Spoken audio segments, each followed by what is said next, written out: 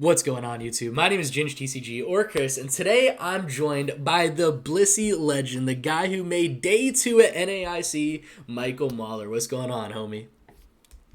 Hey, James, good to see you again. Yeah, Happy to man. be here. Thanks for Always. having me, man. Of course. So, for those of you wondering what this series is, we're going to be diving into a little bit of a new series here on the Draw Pass channel where we're doing some light master classes. We'll be covering different decks, and I'll be trying to reach out and get in touch with some great players. I know Mahler had reached out to me when I posted a Blissey video, and I had to jump on the chance to get active with a different type of series and just talk about some fun decks to play, dive into them at a deeper level. For today's master class, we'll be doing a kind of a coverage on like all of the different Blissey lists because there's a whole lot to talk about. We could have another video entirely on like specific lists and the matchup spreads and like really how you get into like taking them down. But for today, we wanted to kind of broad stroke it, just make sure we're going over all the different things there are to play Blissey. Because I mean, Mahler is a very accomplished Blissey player. I've been playing it a ton myself in my free time, so I thought it would be a ton of fun to get a little video out, just teaching people how to get active and take advantage of this deck because it's a very powerful card.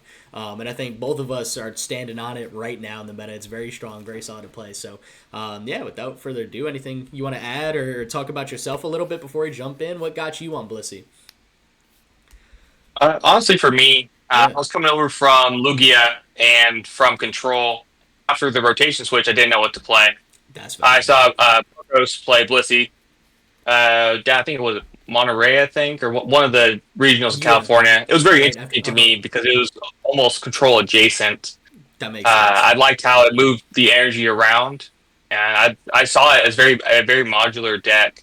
Oh It's yeah. not meta, but it's meta conforming almost, where Yes. you can change out the additional attackers Yeah. or walls to establish an ability to corner the meta as a whole. A very So complete I love. anti-meta deck. Yep.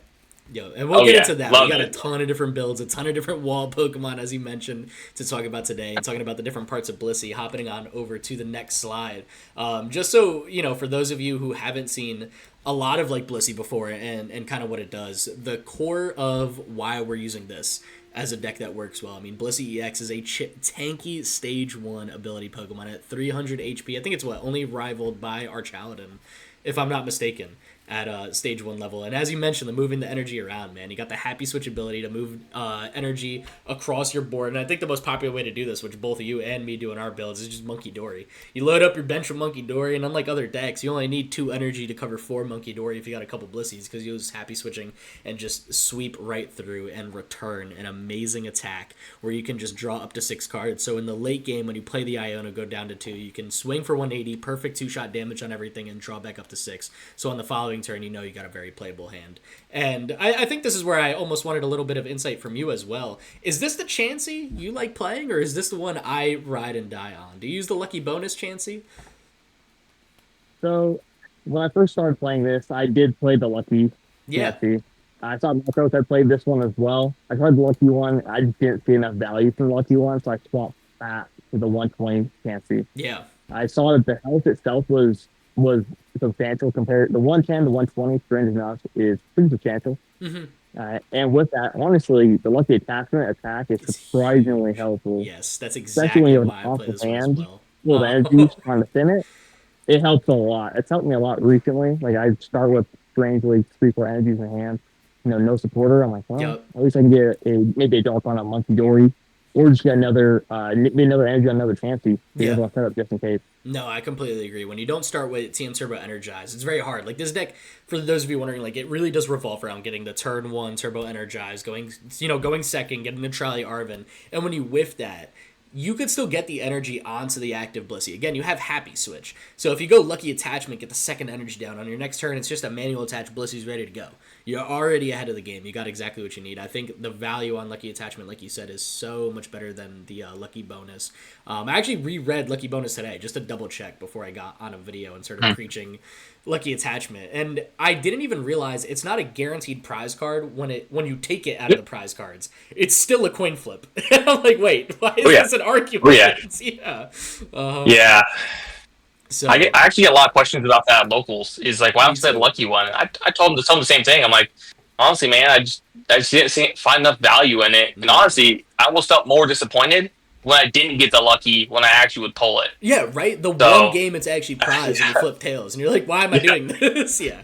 Absolutely. That's exactly true. Not even that you use lucky attachment a lot. I just think when it does come up. I play 4 Pokegear. I play 4 Arven. I play 2, what do you call it, Town Stores. I can pull off the Turbo Energize more often than not. But when you can't, the lucky attachment is so much more guaranteed that the chance at that extra prize card for sure.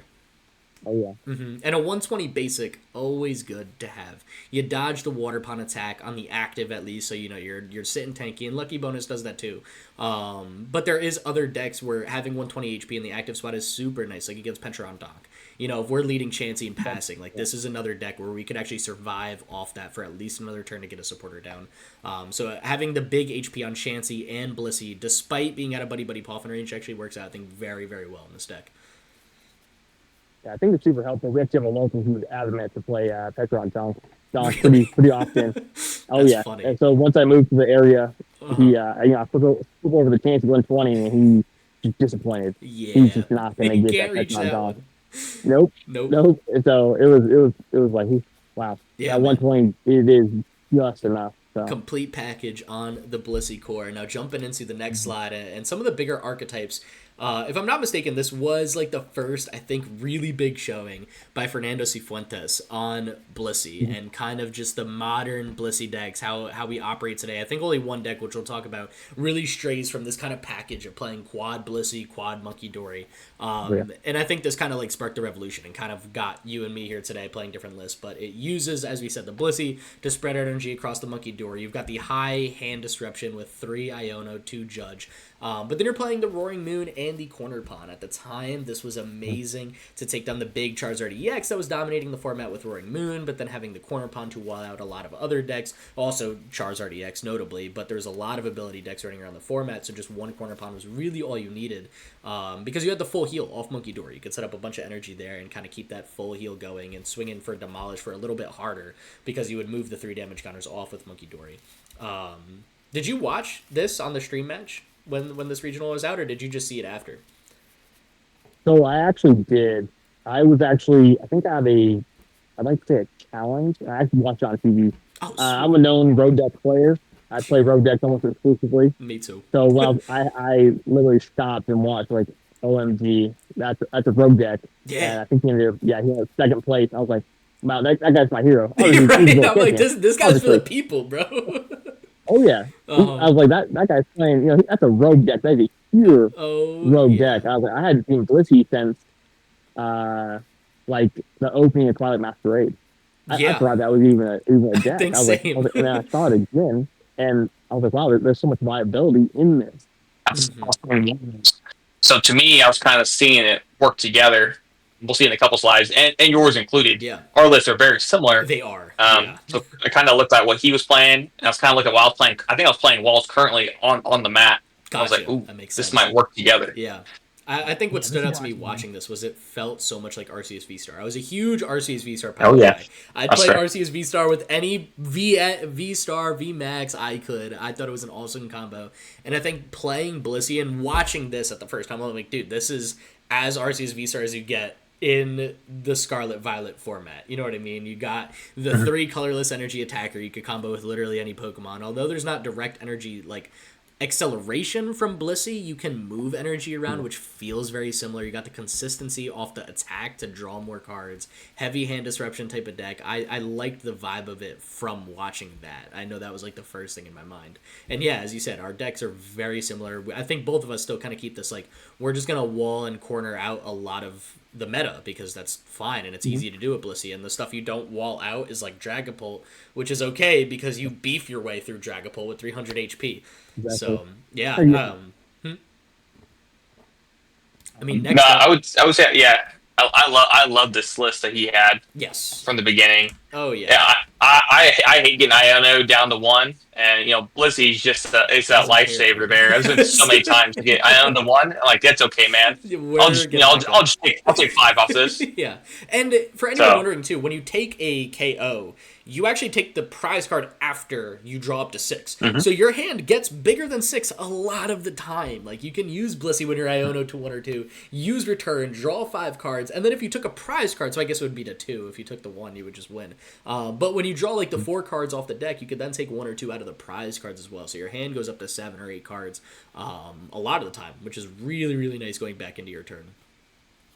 And I think honestly, for me, late game, I usually see this. I usually play Iono myself. Yeah. And it's almost turned into an unfair stamp situation. Yes. Something very similar to unfair stamp. Iono both of us down to 1 or 2. You go up to 6 to full hand, and then take the 1 or 2 prize. Yep. It's devastating. Usually, you draw a boss or a poke draw that for another boss, or yeah. Usually the deck is thin enough where there's like 15 cards left. You know you could figure out a way to draw into boss on that following turn off the big return. No, I love it. Now switching up, going to my list, which I think is first up in the order. This I feel like is the most streamlined I could get it. I am a huge person when it comes to making like rogue decks where it's like I just want max consistency. I'm going to try to play the highest amount of as few cards as possible just to make sure that I'm drawing into them and I'm working with what I have very efficiently. And I know like people play the 1/1 melodic line and stuff, and I think how we organized this one was just breaking it down like how the list differed the least amount of stuff at the time. You know, we saw the corner pawn in the last slide by Cifuentes taking a big part of the format. I still think the corner pawn has a lot of value. I just think right now Farigiraf EX dominates a lot of the meta. And I know yours was very similar to this as well. Armor Tail, for those wondering, you lock out all basic EX attacking Pokemon. So if you're up against Miraidon, if you're up against Joltik Box, Ho-Oh Box, Raging Bolt, it's just an instant shut off. They could attack it, you know, with something like the single prize Baby Bolt. They can attack it with the Armor Rouge and Ho-Oh Box, the Galvantula, which is a little bit problematic in the Joltik Box matchup. But what's nice is you have Dirty Beam as well, so you could do 30 damage to a bench Joltik, take it out before it even evolves. And yeah, I mean, what were your thoughts on playing something like this? I know yours is super, super similar to mine. And is it the next slide? It actually might be, right? Yep. I was going to say, not many cards are different. Yeah, just a little bit. But I would say, also with your list is immensely close to my actual I play for local. Yeah. Almost card to card. I think the big difference is at least for me, is I prefer a different baby draft. Baby draft I prefer is actually was the one on my list because of the stacking attack that it has. It's just 20 damage plus 10 damage for every damage counter on your opponent's Pokemon. So I've taken out Charizards, Dragonbolts after hitting it once with a Blissey. Makes sense, actually. I love that card. I actually tech in that card. If I'm not feeling playing the EX, I'll actually still tech in the Baby Draft for some of those different matchups. Like my locals doesn't have a lot of bolts, so I've started taking it out. Yeah. But playing the Baby Draft helps me extensively still, because 180 is not a lot, but when you take 180 plus 20, that's enough usually for just about anything. I mean, especially when it has some damage already. Everything. Yeah, I didn't even really consider using the Baby Giraffe rig. Oh yeah, I had mine just for dual headbutt to KO Badoo. That is the only reason I've put this giraffe. Yeah, but I like that. That's a good one. I had played a 1-1 split of your draft and my draft as well. And so some of my lists where I was playing a 2-2 line of drafts. Yes. So I do fluctuate between the two. But yeah, I love this list. This is like a true max consistency list. Yes. Especially with all the 2-2s and the 4-4s. Yeah. I think the biggest goal there is you just want to make sure, like, if you need Arven, you have Arven. If you need Iono, you need Boss, it's in your hand. The 2 Crispin is the only thing you really got to keep track of is, like, are all the Psychic and Fighting Energy in your discard, hand, or prized? Is Crispin even worth using? Because there's some matches where it's like you prize both your fighting energies and you've got one Psychic in hand and one on your Farigiraf, and you're like, okay, well, Crispin is just going to put another energy in my hand that does nothing. But other than that, playing this list, I mean, it's exactly like you said. We're trying to maximize the potential of every single card in the deck by just playing as many copies as possible. Switching up to your list, I think, is where we see a little more of a different style of play. And one of my favorite techs, I think, of all time. Now, this was your 60 that you took to NAIC, 264th place. First, I want to say congrats on that placement, dude. That is insane. Way to represent the rogue guys like us, dude. It means a lot to even have you here talking about it. But tell me about the tournament. Tell me about the list. Tell me about the matchups. Like, how did it feel taking this deck that far? Well, to be honest with you, it felt great round 1. I hit Pure Bolt round 1. Perfect. I was like, oh man, today is my day. I called the meta correctly. Yeah. I'm gonna go all the way. I felt like I was for sure at least gonna make day 2 after hitting Pure Pult, and I pushed through him pretty easily. Mm-hmm. Good dude, super nice dude, but just really bad matchup. I mean, Blissey by itself auto beats Dragon Bolt, unless you're just having a bad time. Yep. In a best out of 3, you're always taking Blissey. They swing to if you can't see that vision, they swing 200, which is a lot. You heal 90 off minimum if you don't have 4 Monkey Dory down. And then put it back on them. Mm-hmm. You know, you could take out a Dracloak with that while healing your Blissey substantially, drawing back up. Like, this is a matchup where we just tank so many hits from Dragon Bolt. So that makes sense. Pure Pull is definitely a good matchup for this one. Oh, yeah. Mm-hmm. Unfortunately, that was the last time I saw Pure Pull. Really? Between day 1 and day 2. Oh, my gosh. Oh, yeah. Wait, so that's crazy. Yeah, it was, I got kind of scared after that, to be truthful with you. Uh-huh. I 5 Raging Bolts between day 1 and day 2. Gotcha. And I was kind of scared because the regular Blissey list, Pure Bolt is one of its worst matchups. It's hard because Bolt can easily hit above 300 pretty consistently. I was lucky enough that each game I was actually able to hit both my drafts every single game. That's perfect. And Bolt always wanted to go first. So that I was able to go second. Much like you, I play a high count of Arvins and Town Stores. Yep. And the difference between our lists was I actually had a TM Evo the day of NAIC. Gotcha. I was thinking about it. I was at 59 cards. And I was like, man, I think there's going to be a lot of Bolts. Bolt's an easy deck to play. Very dangerous if you sleep on it. Yep. And as a pure Blissey player, I was scared. No, so I teched in the two giraffes. And I was like, man, I need a way or we're just going to prime catcher my giraffe. Yes. Instantly. That's why I played playing owls. That's exactly why I played 2 giraffes, is to work around the TM Evo. You can only take out 1 giraffe at a time, right? I can deal with you taking 1, but the TM Evo is the other way to work around that for sure. Oh yeah. Yeah, that's but yeah, they kept going first. Obviously I would go second. Yep. And I would honestly just sacrifice single prizer after single prizer until I had a Photograph EX built up. Yep. Fully. Usually with either EXP share or preferably rigid band. Mm-hmm. With rigid band on it and at least 1 or 2 monkeys on the bench, it was pretty much game over. Oh yeah. No, most of my opponents would go into baby bolt. Yep. Oh, exactly. Yeah, they try to come up, hit you with slither wing. They do some damage, but then I'd be able to move it off, and I'd end up taking almost 2 prizes each turn. They'd be hitting me. That makes sense. And the baby bolt has perfect math onto Farigiraf, unless you have rigid band, because it swings 130 with the bottom attack. But if you get the rigid band up, you're at 290. I mean, they have to go set up the baby bolt 3 times. That is too unrealistic. In that time, Farigiraf will close out the game alone. Yeah. Exactly. So generally, if I was able to hunt down the baby bolt once or twice, they ended up conceding. I had a couple of my opponents that actually would concede once draft rig was built up or Farigiraf was built up. It's smart. I mean, it makes sense. Best of 3. You got to save time. If you see 1 Farigiraf, you got to be like, all right, I got to hope my opponent doesn't get the setup turn 2. Next game as well, and you got to just rip it and make sure you can finish the best of 3. So I can't even blame Bolt players for doing that. Yeah, I ended up going, I think, 4-0-1 against Bolt. The 0-1, the tie was actually when I was at table 7, and I won the first game, lost the second game, and we ran out of time on the third game. Gotcha. Yeah, it was good though.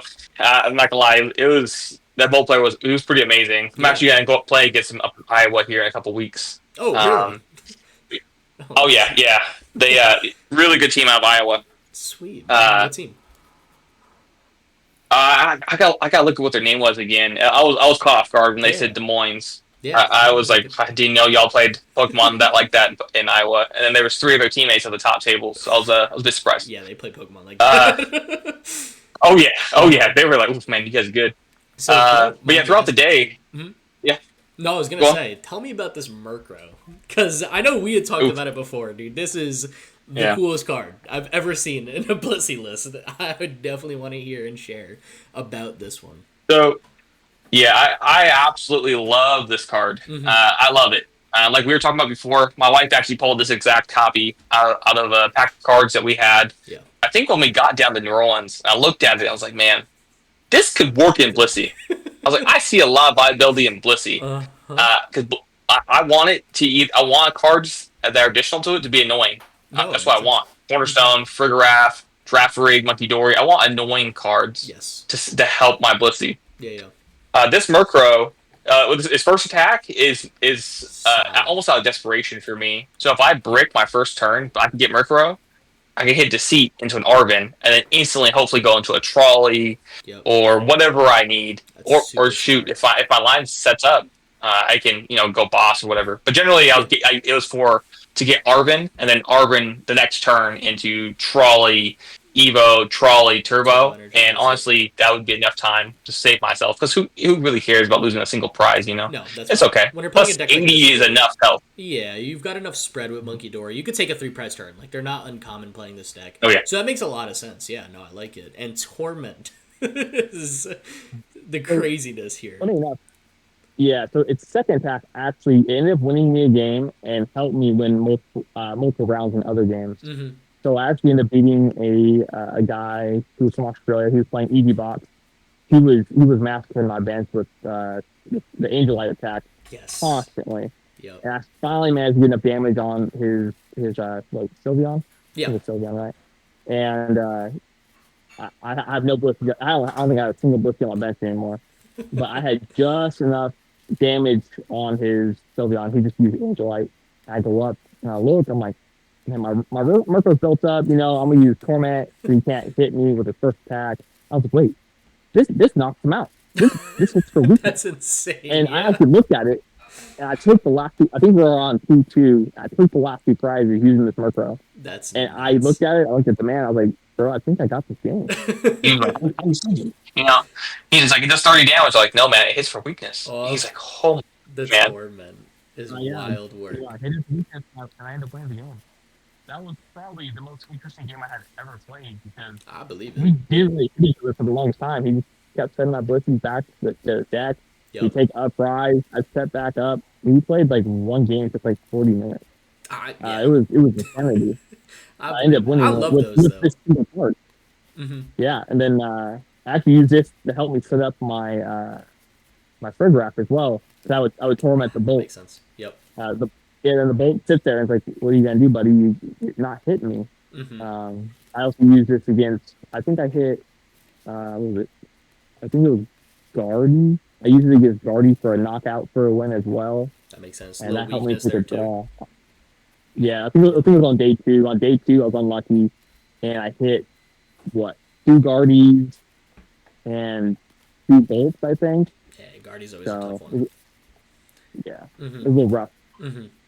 But no, yeah, this list is all about at least for me, it was a combination of walls and Blissey. Yes. And it worked out amazingly. Essentially, with this list, if you don't knock it out, then you're probably gonna lose. If you can't one shot it's almost game over. Yep. That's really what it comes down if to. You're that's why I tell my opponents all the time. It's a positive matchup for us. And if you're bold, you gotta get for a half. That's it. That's the only way to be.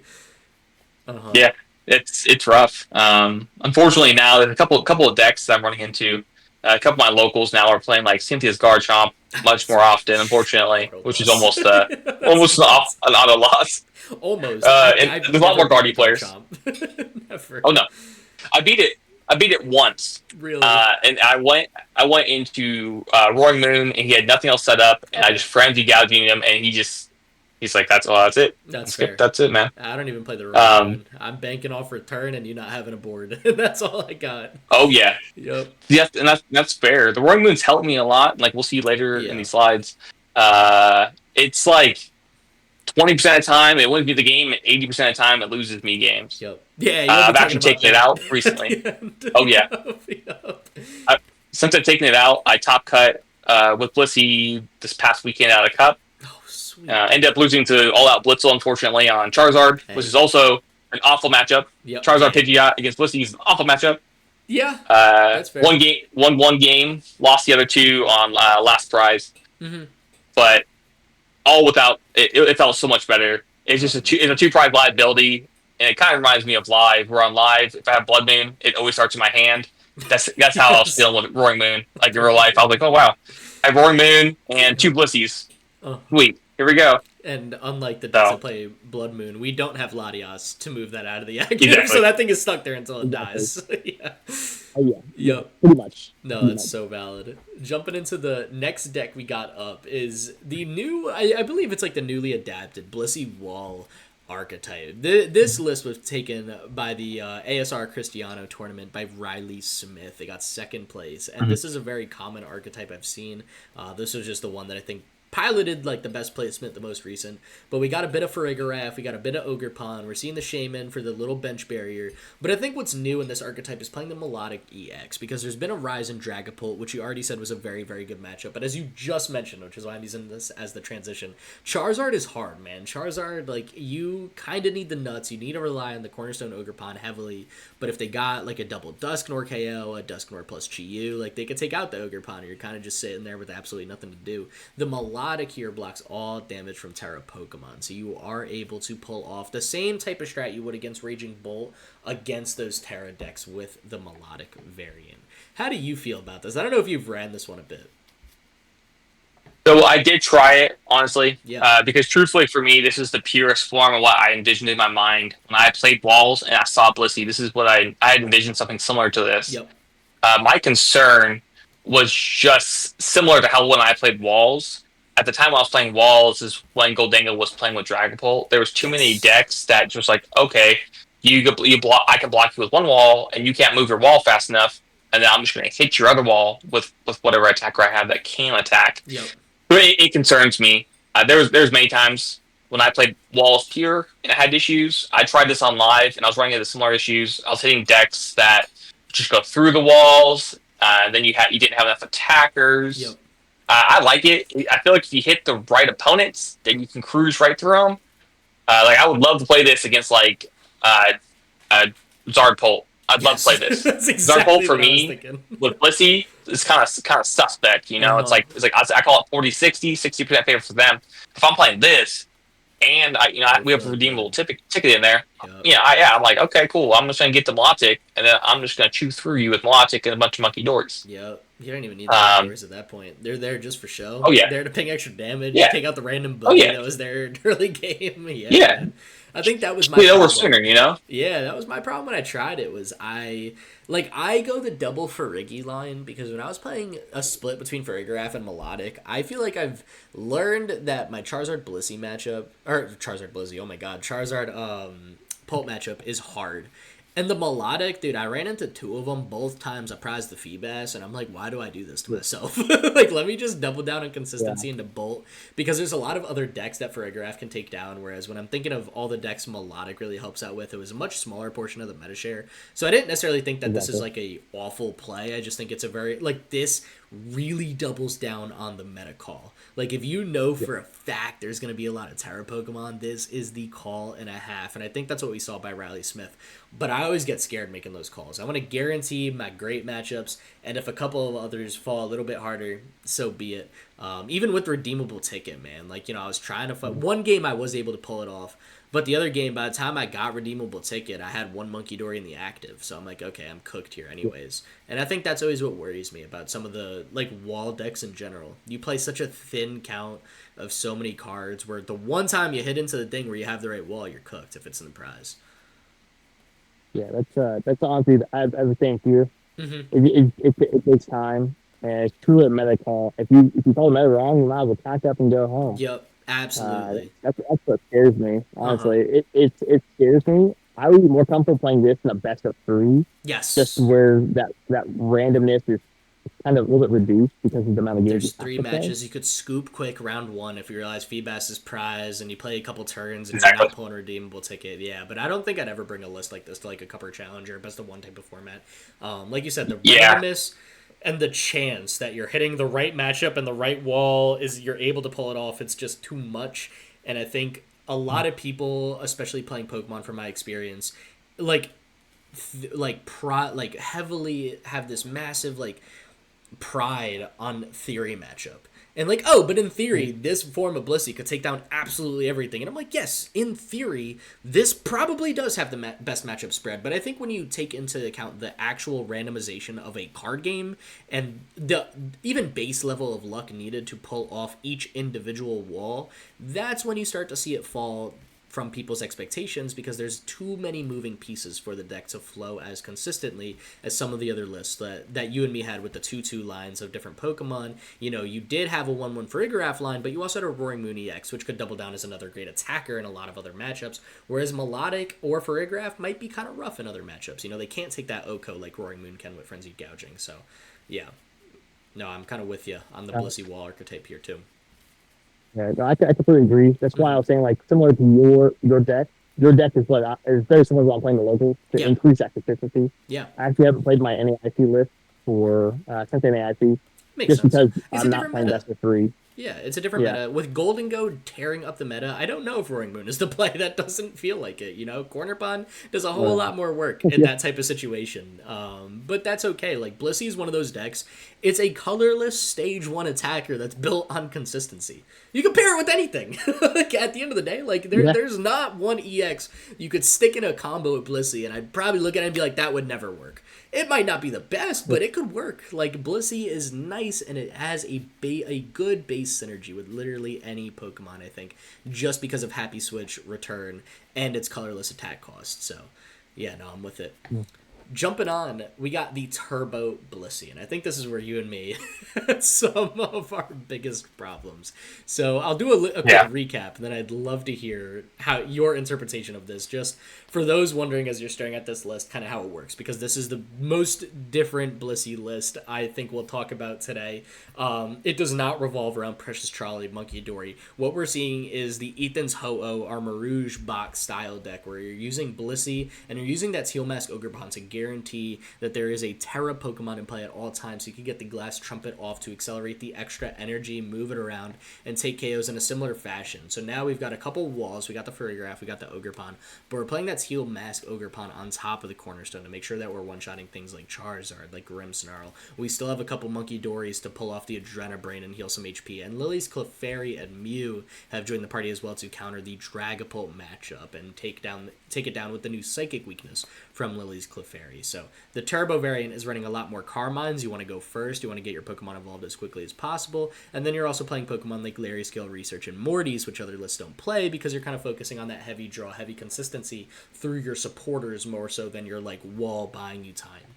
So now that we got that breakdown, please tell me your thoughts. Have you ran this? What did it feel like? You know, what were the worries? What were the strengths? What did you learn from it?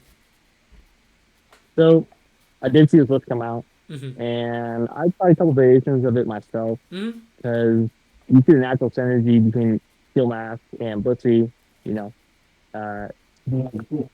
Switch. It feels good. Yeah. My concern with this list is that there's so many two prizers that it actually takes away one of the strengths of Blissey. Yes. Blissey to me is like, you're going to hunt my Monkey Dories. You're going to take one prize.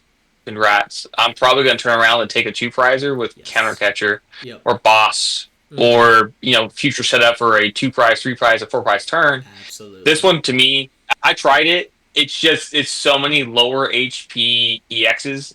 You know, the Mew, the Clefairy, the Teal Mask. They're easily one-shottable. And I feel like it takes away some of the strengths. Like, yeah, it is turbo. But I feel like the lines here are really thin, and I think it's really geared to our specific meta. It would scare me to play this if you didn't know what other people were playing. Yeah, I don't even think I would play this really anywhere. Like, even online, I have tested it myself just to get the basic vibe, and I had to learn you had to go first. Even though I saw the Carmine, I didn't even practice. Like, oh yeah, now we want to go first and get evolved. But like, I feel like one of the biggest things with Blissey that you were like saying was, yo, you're playing a defensive deck. You're playing a 300 HP stage 1 attacker. This deck is built off bulk and defense. And now we're trying to turn that into such heavy offense. I feel like when I was playing this list, I was like, I feel like everything I'm trying to do is what Joltik Box does at a higher level. You know, like, we're trying to put defense into a Joltik Box variant in the sense where we're just trying to play a certain attacker to one-shot our opponent's active. If you want to do that, just play Joltik Box, play Raging Bolt, play Ethan's Ho-Oh. I think Blissey compares better. I know it said it compare with anything, and I think you could see it here. This person got 5th at a respectable online tournament that had a few hundred people playing. Like, it definitely can do well. I just think it's better suited for the defensive cards because it feeds into Blissey's strengths as well. Whereas now, when you're playing against decks like Golden Go and Raging Bull and Joltik Box, which have more gust than they know what to do with, they can just go around your Blissey. They could take out your maybe X on the bench that has 180 HP, or your Teal Mask Ogre Pawn with 210. You know, they don't have to work around, like you said, the 300 HP behemoth in the active spot as often. But yeah, no, it makes a lot of sense. That's what you're saying. Mm-hmm. It just, I feel like you're trying to do too much or too little. And truthfully, I tried this, and then I actually tried Color Box.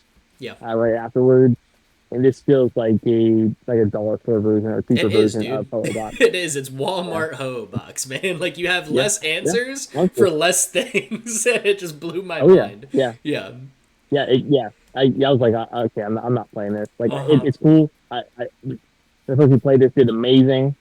For real. I'm not trying to take away from them. Like, everyone can have a good run. Just because I think there's better variants of a deck like Blissey doesn't mean that this variant could never be played. I just think it makes less sense. I think there's better options for this type of style, and it's not taken away from this. I think it's important, like, if you're really looking into Blissey and you're trying out these different variants, I think this is important to try. Just to get the feel for it. And I think when you get the feel that maybe it isn't as strong, you realize, like, okay, yeah, now I see Blissey's strengths even more. Now I see different lines into these matchups. And I think it just helps you think differently in different matchups about what works, what was beating them. So you can make changes in Blissey. Because, again, Blissey's adaptable. And just because we're seeing an adapted version here that maybe doesn't work as well, doesn't mean someone can't play this and then build off it and then take down the next regional and get first place maybe instead of second, with something built off this one. So I think, like, every variant is important to try when you have a very versatile card like Blissey. Moving on from here. Now, this I want you to break down for me, because when you sent me this 60, I'm like, okay, hold up. I need to picture this thing. I need to see what is going on, because I am loving the vibe of this. Tell me about this new way to play Blissey that you've been looking at that you made yourself. So, yeah, I've been looking for a while. This is more of my Darby Revenge Tour deck. That's so valid, though. With pure Blissey, beating Darby is it's pretty hard. So when Grim came out, I really liked the idea of Grim with self-acceleration, but you don't play enough Marnie Pokemon to really take advantage of it. Yep. So I figure if you take Grim Snarl and Blissey, and with a whole bunch of Monkey Dories, you have to take a full advantage of Grim's ability, actually. Yep. Many turns when I get Grim up, I can usually cheat into play essentially 4 Dark Energies at a time. That makes sense. 3 to Grim, happy switch 1 off to probably a Monkey Dory, and hard to attach to another Monkey Dory. And you, at minimum, at least have 4 Dark Energies on the field. And that's pretty consistent by your turn 2. Absolutely. I've been really enjoying it. I've kind of... It's very similar to a standard Grim deck. I took out the Frost Lasses. And people say you need the Frost Lass, but the way I'm looking at it, I'm playing exclusively through the Grim Snarl. And I also don't need to play through Grim Snarl because there's enough Blissies. So I've also played this against pure Dragapult, and I've had no issues just going to Blissey.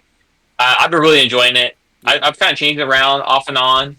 I'm also really liking the handheld fan on Grim. No, if you want to hit it, you need to hit it for a lot. And it's just like Blissey. It has a lot of HP. And a lot of these decks right now are playing thin lines of energy, especially Pult and Charizard. They're playing like two Psychics, maybe 2 Fires for Pult, maybe. And the minute you move one Luminous Energy onto another one, it automatically voids it out and makes it pointless. Yep. That whole both lines are cooked. Like, they're dead useless. Yeah, even Golden Go. A deck where you might think, oh, it's an amazing matchup, dude. They play like 3, maybe 4 Metal Energy. You move one of those, like double up a Golden Go. Okay, they got 1 good attacker, but I know one of the things I was thinking was like a Devo in this deck could be really fun too, because in the matchups like that, you could move energy onto another Pokemon, and then you could use a different attacker to just Devo real quick of the damage you're setting up with Monkey Dory, because again, you do have the Happy Switch, so now you can punk up for full value and move all the energy off, so it's not wasted onto other Pokemon. You can just line up a lot more Monkey Dory lines that way too.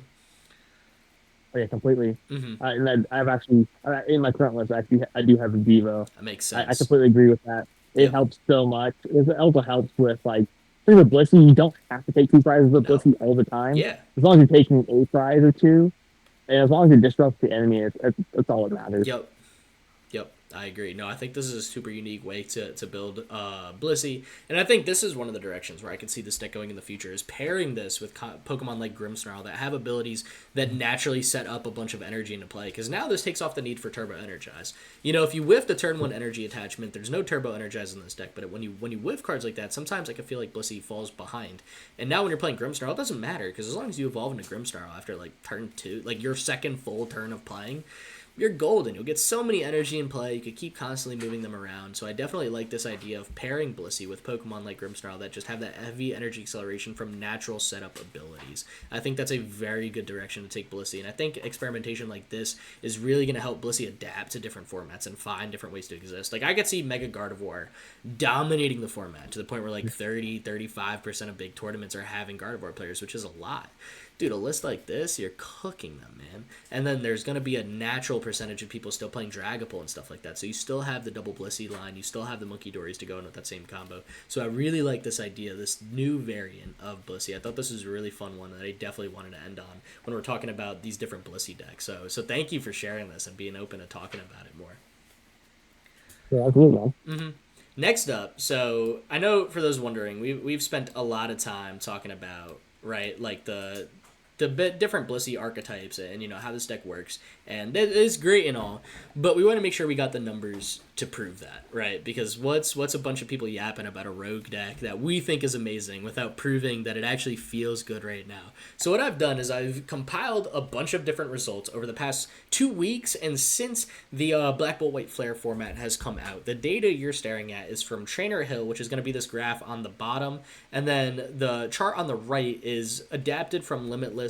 I just had to make it fit on the slide, so I pretty much wrote the exact same chart there. If you don't know those websites, they have amazing data on the Pokemon TCG, especially on Trainer Hill. You can really go down and take like set periods of time. So for Trainer Hill on the bottom, I only took the data from Blissey from the past 2 weeks with online and in-person tournaments that had 50 or more players. Since there wasn't any regionals, it really was just online tournaments with that player count. But this way you can see Blissey into a lot of the bigger, more meta-dominated tournaments. And what we're seeing is some super high win percentages into a lot of decks. So if we're looking down in the bottom first on Trainer Hill, right? As you said, the Charizard matchup is hard. 7-7-3. You're at 47%. You go to Zard Pidgeot, since Black Bolt White Flare came out, it's at a 52 win percentage. You're near that 50-50 mark, which is fine. It's hard, but it's navigatable. Like, you can make it through. But when you look at the what do you call it, Dragapult variants, dude, you're chilling. Dragapult, you're over 52%. Dragapult Dusknoir, you're at 83% win rate. So there's a lot of numbers that back it. And even the Guardy matchup, you said that's one of the harder matchups yourself. It definitely is from my experience as well. But we're 71% up on Gardevoir. And overall, we're 64% since the whole set has been out, which proves that is a matchup that people can definitely take down. I think the biggest places this deck falls is Ethan's Typhlosion and Raging Bullet. And I think, especially when you're looking at these type of results, we've got too many different variants of Blissey. Like, these websites don't count for all of the variants we've talked about today, which have been on like Limitless in some way, shape, or form. And those variants, like, there's consistency problems without getting Farigiraf in play. There's some decks that don't even play the Farigiraf, so that could have a hard time into Raging Bolt. When we're talking about Ethan's Typhlosion, we're looking at a single prize attacker that could make Blissey look like it has 6 HP, period. So that's obviously not going to be a good one from the start. But yeah, Blissey's got a lot back in it. It's got a lot of matchups that aren't necessarily great when I'm looking at, like, Raging Bolt here at 46% overall. But clearly it's still not down to like an auto loss, like you could still fight your way through it. And depending on the variant you play, I think that number changes drastically. So, the last thing I wanted to touch on with this slide is the recent placements. I did recently go 4-1 at a challenge. I lost in the final, sadly, off a brick, but that's what happens in best of one format. Sometimes there's not much you can do about it. Now, you also went 3-0-1, so completely undefeated just a couple days ago playing a Blissey deck. Tell us about that. How did it feel? What were the matchups look like? And how did you feel running Blissey? It felt really good. Mm-hmm. This was the day after I topped out a cup. So I was riding pretty high. A little disappointed I finished third at the cup. Yeah. But so I started off. I managed to hit Dragon Boat round 1 again. Thankfully. Perfect. Unfortunately, he wasn't very happy about it. He's always disappointed when he hits me. And then ended up winning that game. Next round, I hit Zacian. Yep. This is a really good local player. I somehow have not gotten to get through the entire time I've been here, like the last 2 months. I ended up rolling out with Frigoraf. Finished it with I think, a 3-prize knockout to end it. Yep. And then round 3 was unfortunately against Garden Gelatin. And we were playing. It was interesting. Yeah. I think Garden Gelatin is very beatable. Yeah. I just was so slow to set up. I didn't get Trolley. Trolley was like my third to last prize. So I didn't get Trolley, so I'm just hard placing Pokemon until I managed to get a full board. We ended up tying due to time, and we were playing the new rules, which was O+1. Gotcha. So we ended up playing, I think, 1-to-1 prize. We took the draw. Gotcha. And then the last round was actually against another really good local, Bleach made Data NAIC as well. Oh, sweet. It was on Joltik Box. Yeah. And on Joltik Box is a really interesting matchup. That's the best way I can describe it.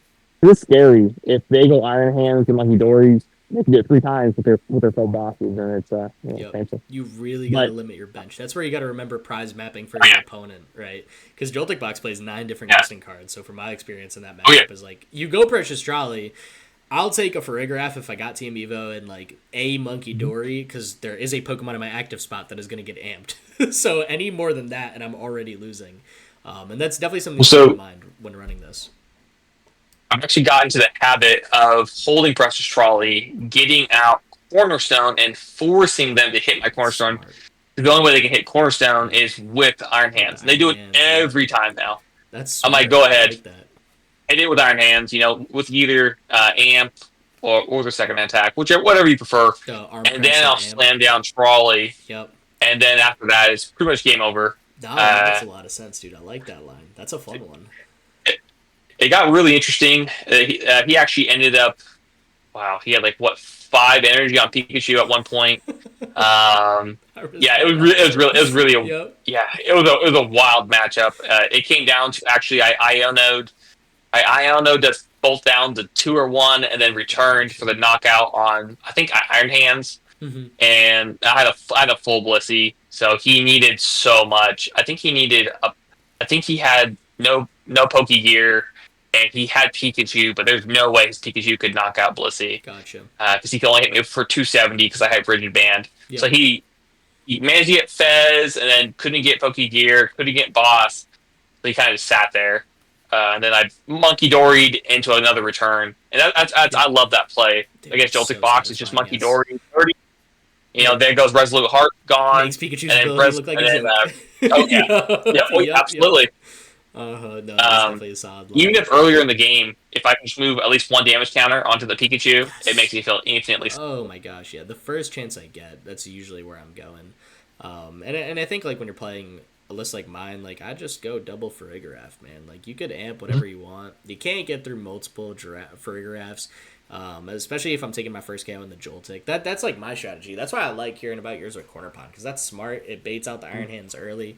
I feel like for mine, your first KO is always on the Joltik, because if it's not in the active, you're using Farigiraf and you throw 30 to bench, so you don't have to worry about that evolution into Galvantula, because they don't play Shaman. There's no value in playing Shaman in Joltik Box, because that's the only Pokemon that it could protect. So when they bench another Joltik, you either Monkey Dory it, or you can just Farigiraf it. So I've had a very easy time working through with the double Farigis. But I definitely got to try that, because that's a smart way to get that Iron Hands out early, so you can abuse the big bench with Blissey, because they're not going to be able to as consistently get 4 more energy without going Jolting Charge once more.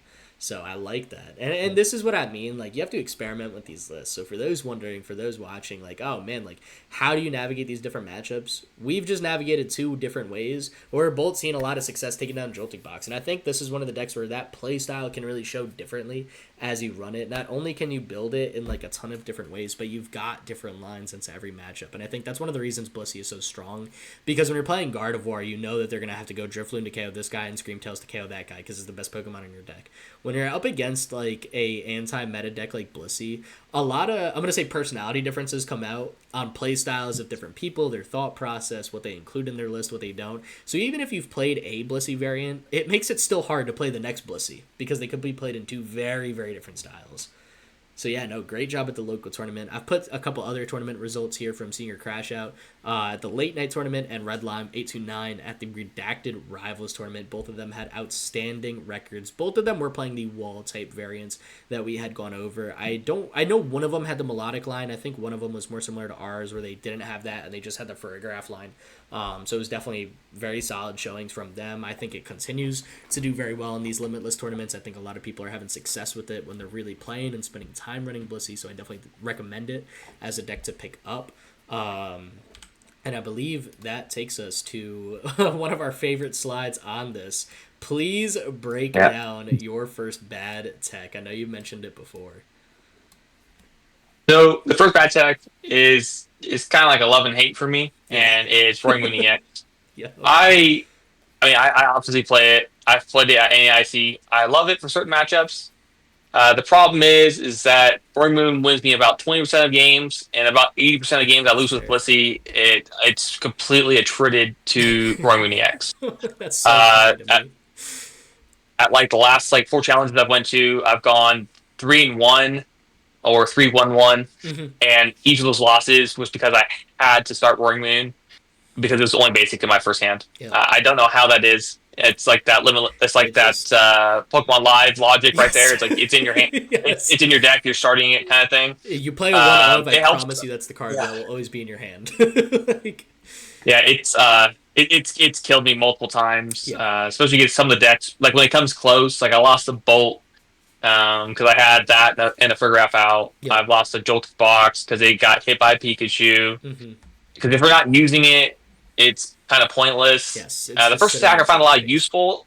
I found a lot of use in the first attack. The first attack actually helped me a lot against a local who was playing Bolt with Cornerstone because he knew I was playing Furograph. Yep.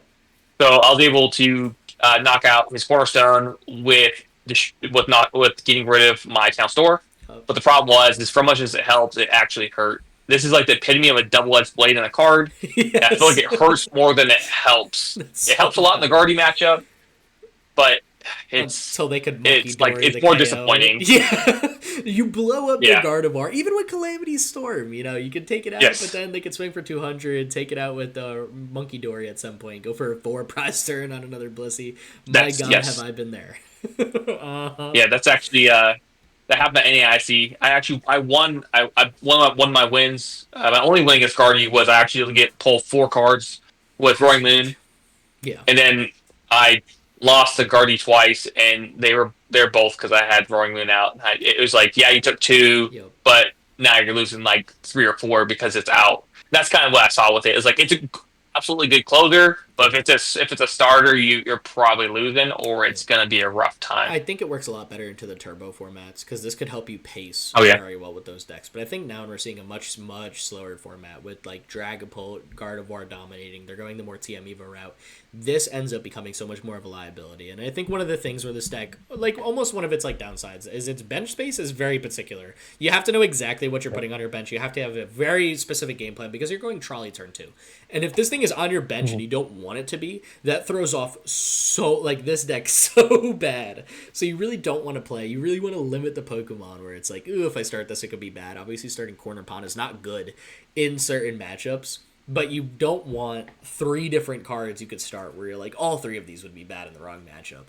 So I think that's why a lot of lists have strayed from Roaring Moon and are now opting for just Corner Pond as that big basic that might not be great into a lot of matchups. So yeah, that I think earned its spot in the bad tech. You know, it's got to be done with a lot of intent. You have to know exactly why you're playing this Roaring Moon and not just playing it for the big OCO. I think Glass Trumpet I really just put up here more so because it's not that it's a bad card. I just don't think people should be sticking Terras in play like Cornerstone just because it's in their deck to make Glass Trumpet work. Cornerstone only works in specific matchups, and if you're using Cornerstone, I promise you don't need Blissey because you're playing Golden Go and Blissey will lose to it. So yeah, I don't think Glass Trumpet is necessarily that great in these builds. Turbo Blissey, we talked about. I don't think either of us like it. I don't really have great things to say about the deck. Play Jolting Dogs, play Ethan's Ho-Oh. And last up on the bad techs, as we said in the beginning, we got the Lucky Bonus Chansey. So if you haven't seen this ability, if you took this Pokemon as a face-down prize card, so first you have to prize it, which is hard enough, especially with that it was a Pioneer in the last format where you could just place it there. And then you also have to draw it out of the prize cards and flip heads to take that extra prize card. Just play more Monkey Dories. You'll take extra prize cards. I think that's my best advice there. If you're like trying to cheese out some extra ones, wait for your opponent to put a bunch of damage counters on Drifloon, and Monkey Dory something to your bench, and then you could use a Monkey Dory to take out their Drifloon and move on from there. I definitely think our Lucky Attachment Chansey is a bit more optimal for sure, even though this one is a funny meme and definitely a prettier art overall. Now, jumping into some of the good techs, and I think this is where we start to see a lot of creativity come out. 3 of them being tools, which I think is really funny, how this deck abuses tools. Redeemable ticket, self-explanatory, you're playing a lot of different lines, sometimes you need to pull them out of the prize cards. TM Evo was, I believe your list was one of the first times I was really processing TM Evo in Blissey, and it makes so much sense. That early acceleration, sometimes you don't need the energy, you just need the evolution into Frigoraph. Sometimes you just need the evolution into that one wall. So I really like that TM Evo tech a lot. How do you feel about Defiance Band? Or Vest, because I've seen that one in a couple different Blissey lists, and I think it's interesting. So, yeah, taking a look at some of these cards beforehand. Yeah. I've used this card a lot. I played PGF Control for a while as well. Yep. I like it, but I'm very torn. That's fair. Because it helps when you're behind, but then once you're ahead, it's kind of pointless. Yep. And and then I prefer to have either EXP share or Ridge Band. I almost feel like your tools are as tight as your bench is. Yes. Because at least for my list, I play so many tools as it is. I'm usually having 3, 4 tools out at one time. Yep. I'm with you. I'm usually running 5 tools on my list. I think it's in some situations, like against Gardevoir, because if you slow your base down against Gardevoir and you are a prize card behind, you get a Blissey up to effectively 340 HP, which is too far out of Drifloon. They could get 330. They do it against Charizard. You got the Drifloon and the Monkey Dory combo to pull it off. Defiance Vest actually does take it out of range, but like you said, it is completely useless if you're not down 1 prize card. So it's definitely a hard tech to work around, but I think there is some viability to it. I just think it takes a certain type of player with a very specific skill set that knows how to manipulate that prize trade without playing cards like Dusknoir or Iron Hands, where you could take extra prize cards or give your opponent prize cards in certain situations. Leftovers has been my favorite tool in my deck. I'm not going to lie. Have you played this in Blissey? So it's funny you ask, because, again, as a rogue player, I love random cards, and I haven't seen this card in a while. Yep. Dude, this is my favorite I think I tried this in I played Snorlax Blocked, unfortunately, for a while. Yep. I'm an awful person. Got a little Snorlax book right here from when I played it. I hear you. Oh, yeah. I loved it. I actually want to try this after you brought it up, because, funny enough, 20 healing it can be enough. There's been so many games where I'm like, I just need 10 more health. I just need 10. You do that like I lost a Blood Moon. 3 Monkey Dories. Yes. You heal 90, leftovers take you the extra 20 to go over 100, so now they're 3-shotting you. In the Raging Bolt matchup, if they go Baby Bolt and they swing for 130, you don't need the Rigid Band, because I found you heal more playing leftovers because you heal the 20, so I needed to 3-shot you with Baby Bolt, assuming they could even get it set up in the next turn to attack. So I've liked the leftovers. It's taken the spot of Rigid Band, so there are situations where I'm playing Gardevoir and I'm getting blown up by a Drifloon. But I think in those situations, I'm like, I'm looking at your board state. You could have swung 330 here. You probably did. You just didn't want the damage on my bench from, the Monkey Dory, because then I would monkey it back. So, you're putting it on my active, pushing it over 330. So yeah, no, I think that's what hit me, was I realized I was playing Rigid Band really for that Gardevoir matchup, for the Drifloon, and they were still hitting it too consistently. So I'm like, okay, what else could I help more? And that's where I was drawn to leftovers. I played a lot of Arceus Wall. Arceus and Noivern and Corner Pond was my last play to Baltimore Regionals. And this was a huge card in that too, so I just brought it back. I'm like, you know what, this fits the same vibe. You're up against Golden Go, and they got the single prize Scizor. Now it's swinging for 40 damage a turn, assuming, again, they're attacking next turn with the Scizor, because you're just healing 20. So by the time it's evolved and set up, your Ogerpon is full HP. So, yeah, no, I got a lot of love for leftovers. No, I like it. I'm telling you, I like it. I've actually been practicing with it on live. Hell yeah. Still a little torn. I'm That's very valid. biased That's when it comes to valid. my Richard Dan. Yup. Yeah, but I do see the value. I Yeah. absolutely do see the value, and like I said, I like it. I like it. Yeah, My only man. concern would be just like if you take out too much damage and you want to play with it next turn. Yes, But no, that's I like totally it. something. Overall, Especially I against like it. Grimsnarl, where it's like, damn, I really wanted that to move off, and now it's not there. But I think Yeah. it's something where it's like you play with it more, and you just learn the turn you need to play it, and you learn which Blissey it needs to be on, which one you're soaking damage, which Yeah. one isn't. So I think it comes with a little bit of a playstyle difference than Rigid Band, where you're just beat stick attacking. This one is Yeah. focusing a little more heal, but it's just a tech that I think people should try out. This is the fun thing about Blissey. You could try pretty much any card in the game, and it'll have some level of playability, whereas other decks, it's just not the case. So yeah, thought it would be a little fun to talk about. And with that being said, I think we've pretty much covered just about everything there is, almost on an hour on the dot, which is insane. We just hit the hour mark right now. So thank you so much for taking the time, Mahler, to talk with me about Blissey and just share some of your very professional insight, being probably the best Blissey player I've ever talked to in my life. So thank you personally for just chatting with me on this and making these slides together. And thank you for sharing this information out there. For anyone wondering how to contact him, this is his Discord and his YouTube channel. So if you want to hit him up, I promise you he's as nice a guy here as he was during this chat for the video. Really cool guy to talk to, has a lot of amazing knowledge, definitely worth reaching out to if you need. Hope you don't mind the plug like that, Mahler. And as always, if you guys need me, I know this is on the Draw Pass TCG channel. My main YouTube is Ginge TCG. Hit me up on this channel. If I don't see it on the team channel, go hit me up on my YouTube channel or my community Discord server. I would love to talk more Blissey. This is for real one of my favorite decks. So thank you to everyone watching, and thank you again, Mahler, for hopping on. Anything you want to say before we close out? I just want to say thank you for your time, man. I'm an absolutely avid Blissey player. I love it. And it to me, it truly is the most meta, meta changing deck you can play. Whatever you want to play it, you can play. I love it. It's so much fun. I'm happy to share it with anybody else who wants to play it, Yeah, man, me too. Well, thank you guys for watching. Thank you, Mahler, for talking. With that being said, hope everyone is doing awesome and stay epic. Peace.